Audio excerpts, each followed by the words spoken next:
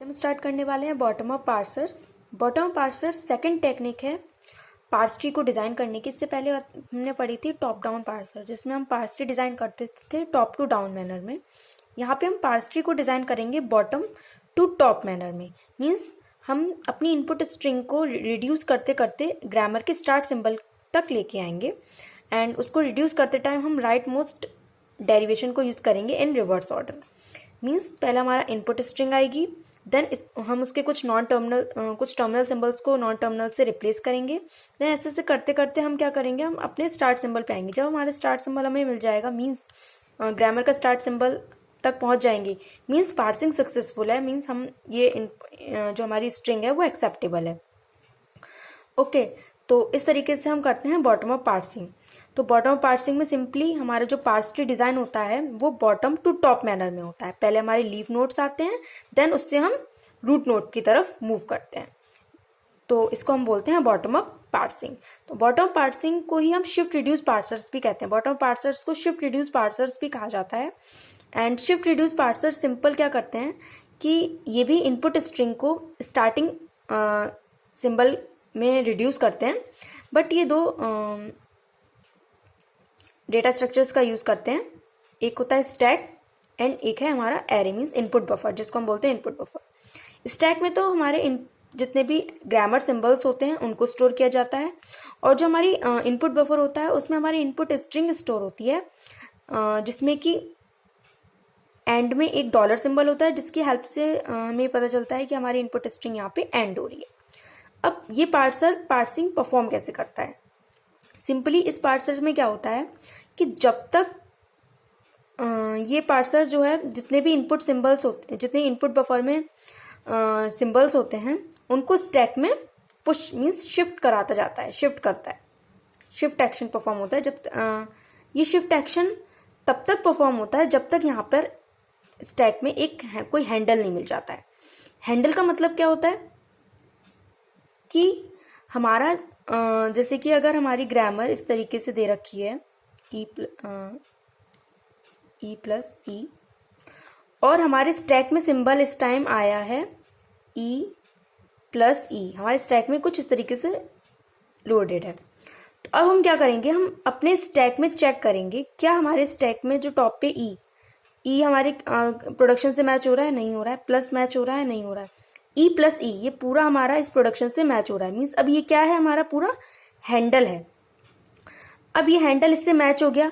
जब ये हैंडल जिस प्रोडक्शन रूल के आरएचएस से मैच हो जाएगा, उस प्रोडक्शन रूल के लेफ्ट हैंड साइड पे जो सिंबल होगा, नॉन टर्मिनल सिंबल होगा, उसको हम उस हैंडल से रिप्लेस कर देंगे। मीन्स अब ई प्लस ई की जगह सिंपल क्या आ जाएगा, एस। तो ये होता है, इसको हम बोलते हैं रिडक्शन। मीन्स हमारा जो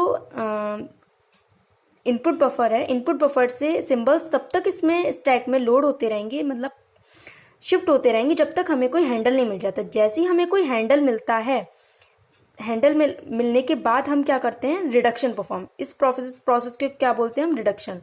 हम रिडक्शन परफॉर्म करते हैं। रिडक्शन का मतलब जो हैंडल मिला है उसको हटा के, उसको जो उतने सिंबल्स को पॉप करके हम इस एस को वहां पर पुश करा देते हैं, शिफ्ट करा देते हैं। तो सिंपल हर एक रिडक्शन के टाइम पे हम क्या करते हैं, जो भी सब स्ट्रिंग, जरूरी नहीं है ई प्लस ई से पहले भी कोई सिंबल हो सकता है। यहाँ पे मान लीजिए ई एस्ट्रिक हो गया।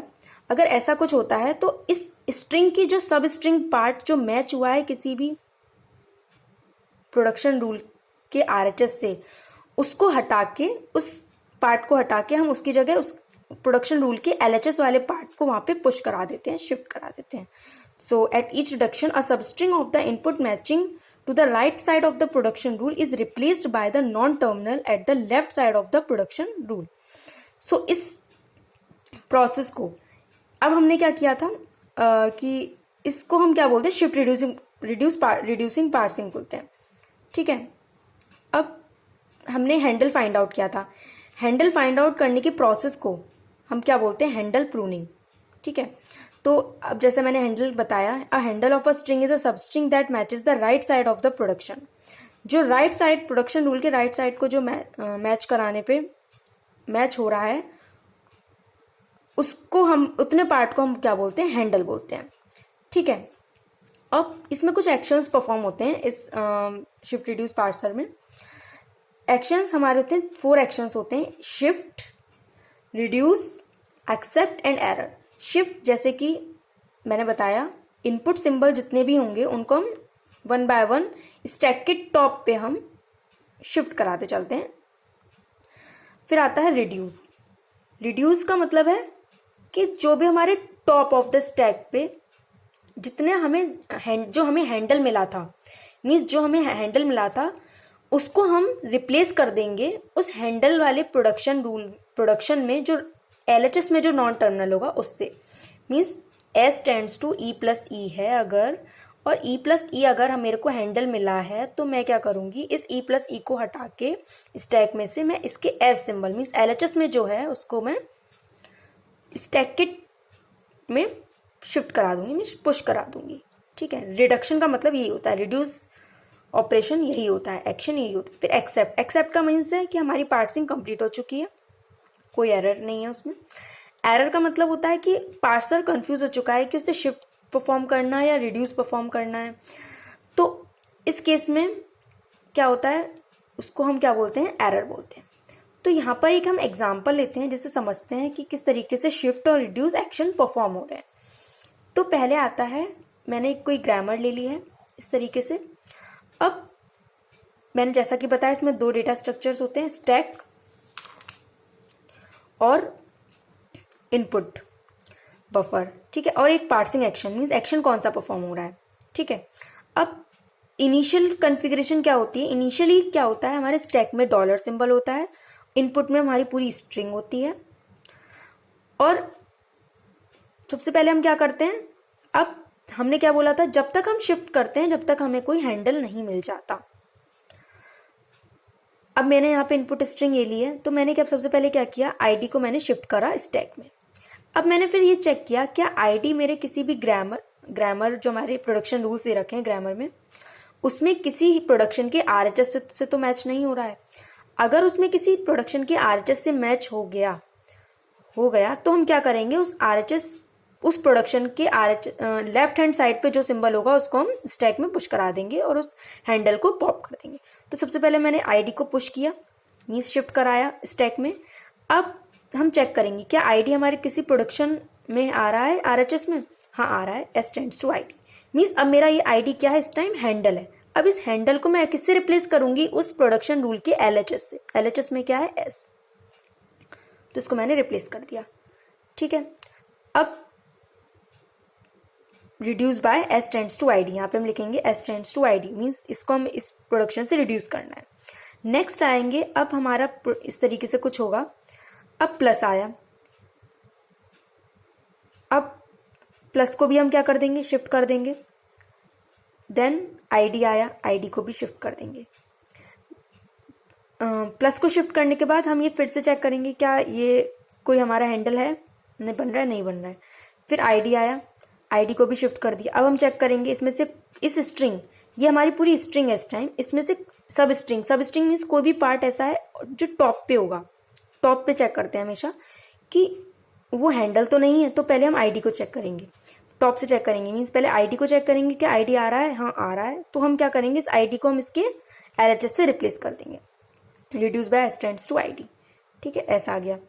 अब आया, अब फिर से चेक करेंगे क्या S प्लस S आ रहा है किसी हैंडल में, हाँ आ रहा है। लेकिन हमें यहाँ पे ये बात और ध्यान रखनी है कि जो हमारा इनकमिंग ऑपरेटर है क्या उसकी प्रेसिडेंस ज़्यादा तो नहीं है जो हमारे स्टैक में ऑलरेडी एग्जिस्टिंग ऑपरेटर है, हाँ इसकी मल्टीप्लिकेशन की प्रायोरिटी प्लस से ज़्यादा होती है, तो हम इसको रिड्यूस नहीं करेंगे।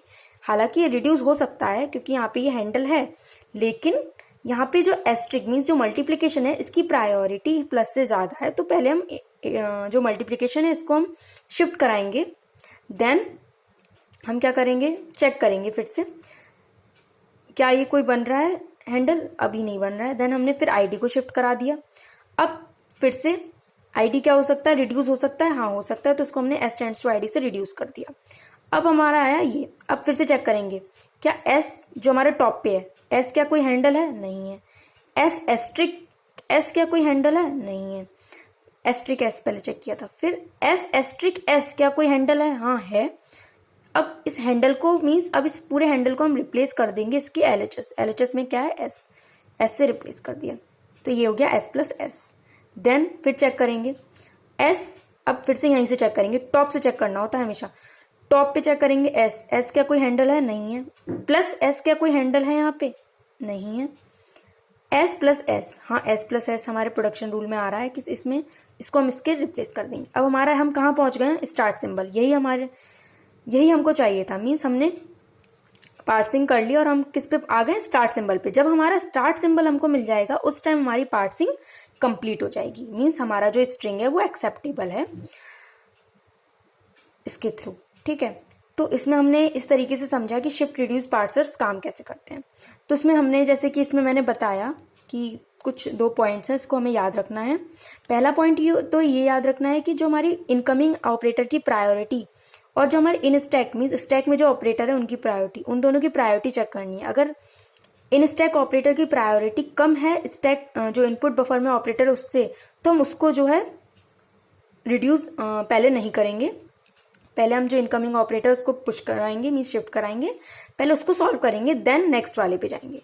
तो ये पहला पॉइंट तो ये है। दूसरा ये है कि अगर दोनों की प्रायोरिटी सेम है, if the priority in stack operator is same, तो हम क्या करेंगे, जो इन स्टैक मीन्स जो स्टैक में ऑलरेडी ऑपरेटर है पहले हम उसको रिड्यूस करेंगे। देन मीन्स अगर यहाँ प्लस होता, तो यहाँ पे अगर प्लस होता तो हम क्या करते, इस s प्लस एस को पहले सॉल्व करते, मीन्स इसको पहले रिड्यूस करते, देन उस प्लस ऑपरेटर को हम यहाँ पे शिफ्ट कराते। बट यहाँ पे मल्टीप्लीकेशन था जिसकी प्रायोरिटी से ज्यादा थी, तो हम इसको रिड्यूस नहीं कर सकते थे प्लस को।